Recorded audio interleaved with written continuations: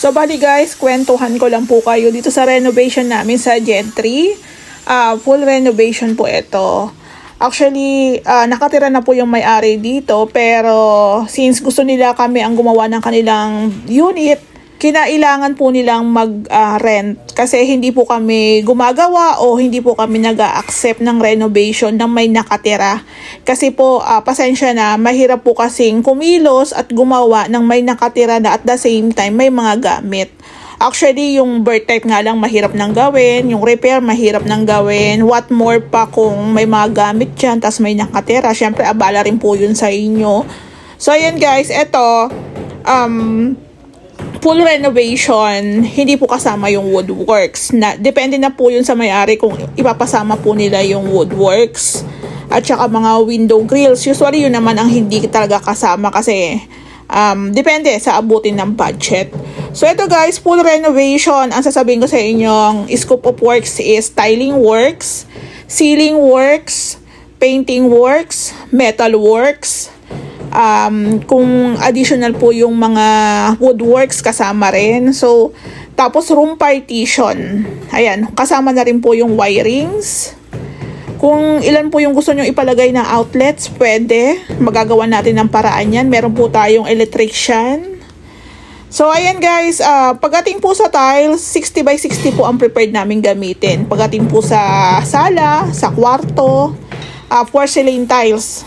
Sa may hagdan naman po, matte tiles naman po yan. Kadalasan 20 by 100 ang gamit namin dyan. So, sa full renovation, kasama rin po ang kitchen area. Ayan po. Ceiling works din dyan.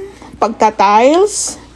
Marami pang gagawin. Maglalagay ng outlet, ng ilaw, switch, etc.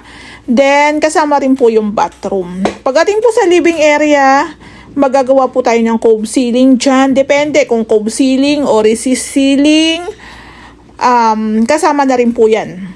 Kung maglalagay po ng mga accent wall, fluted panels, kasama na rin po yan. Ayun. Kung halimbawa, magpapagawa si ma'am ng storage po sa ilalim ng hagdan, additional po yon. Kung mapapansin nyo, yung staircase, walang grills, sa pinakakontrata po namin, kasama na rin po yon. Kaya po dun sa mga nag-i-inquire sa akin, wag po kayong mamahalan sa labor kasi pagdating po sa full renovation, ang dami pong kailangang gawin. Hindi lang po kami dyan magpipintura o magta-tiles, marami pa po. So ito, i-share ko rin po sa inyo, lahat din po ng kisame namin dito, gagamitan namin ng PVC ceiling panels. So, ang pricing po ng PVC panels, depende po sa supplier. Depende rin po sa sukat niyan kasi may iba-iba pong sukat ang PVC panels. Meron po yatang 10, may 12, may ganun eh. So, depende. Kaya minsan hindi po talaga ako nag-mention ng pricing. Kasi baka sabihin ng iba, ang mahal naman sa inyo o kaya ang mura naman ang pinagkukunan nyo. Dito nga rin po pala, yung existing nilang breaker, ilang piraso lang, parang mga 4 lang. So, ito po, dadagdagan namin. Yung 6 circuit breaker po ata yun. So, ayan guys, kung mapapansin nyo, kasama na rin po yung extension dyan. Back and front extension, kasama rin po sa renovation. Sa labas, ayan, bird type, nilalagyan po ng masilya, preparasyon para sa pagpipintura. Lalagyan natin ng ceiling works. Maglalagay tayo ng ilaw dyan kung ilan po ang prepared ng may-ari.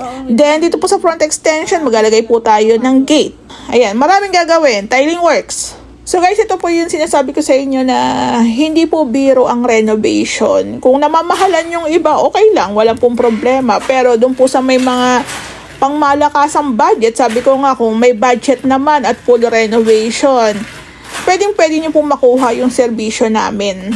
Ayan, marami lang po tayong naka-line ups. Kung mag-go po kayo sa amin, naka-schedule po. Siyempre sa schedule po, minsan kailangan po natin ng permit. Pwede nyo na rin po yan i-ready. Kailangan din po natin ng tubig at kuryente. Pwede nyo na rin po yan i-ready. Ngayon, kung kulang po ang budget, pag-ipunan nyo po. Or sana makahanap tayo ng legit na contractor na may malasakit pagdating sa paggawa. Actually, karamihan po sa clients namin abroad. Minsan, hindi ko pa nakita yung may-ari. Minsan, kamag-anak lang, ganun. So, ganun yung tiwala. Tsaka karamihan po sa nagpapagawa sa amin, gusto nila yung siguradong gawa. Kahit gumastos po sila. Kasi andyan naman na lahat naman po yan magastos talaga. Pero naiintindihan ko rin po yun talaga. Ang budget lang din po talaga yung pinaka pera nila sa renovation. Pero pinagpipray ko na sana maka-encounter po kayo ng maayos at saka matinong contractor kasi mahirap eh.